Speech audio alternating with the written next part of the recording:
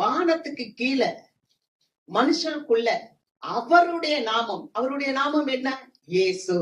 அந்த இயேசு என்ற நாமம் இல்லாமல் வேற நாமம் நமக்கு கொடுக்கப்படல. அப்ப அந்த நாமத்தினால நமக்கு என்ன உண்டு அப்படின்னா ரட்சிப்பு உண்டு.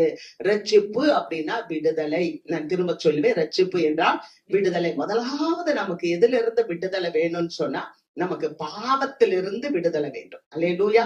பாருங்க, ஒரு மனுஷன் பாவம் செஞ்சதுனால அவனுடைய கை காலெல்லாம் அசைக்கவே முடியல. அப்படியே நிக்கும் போது 4 பேர் அந்த மனுஷனை தூக்கி கொண்டு போறாங்க.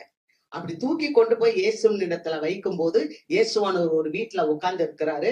அப்ப மேல இருக்க தட்டோடுகள் எல்லாம் உடைச்சிட்டு அவனை அப்படியே கீழே இறக்குறாங்க. அப்படி இறக்கும் போது இயேசுவானவர் சொல்லுகிறார், உன் பாவம் உனக்கு மன்னிக்கப்பட்டது. அல்லேலூயா. அப்ப உடனே பாவங்கள் மன்னிக்கிறதுக்கு இவர் யார் அப்படின்னு சொல்லி அங்க இருக்கிற பரிசேயர்கள் அவங்க எல்லாம் பார்க்கும்போது இயேசு சொல்லுகிறார், உன் படுக்கையை எடுத்துக்கொண்டு நட. அல்லேலூயா.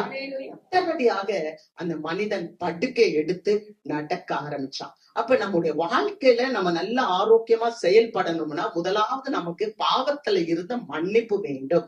அந்த பாவ மன்னிப்பின் நிச்சயத்தை நமக்கு யார் கொடுத்திருக்கிறார்னா இயேசுவானவர் கொடுத்திருக்கிறார். அல்லேலூயா. ஆக இந்த சபைக்குள்ள வந்திருக்கிற நீங்களும் நானும் ரட்சிக்கப்பட்டவர்கள். இந்த சபைக்குள்ள வந்திருக்கிற நீங்களும் நானும் பாவ மன்னிப்பை பெற்றவர்கள். அல்லேலூயா.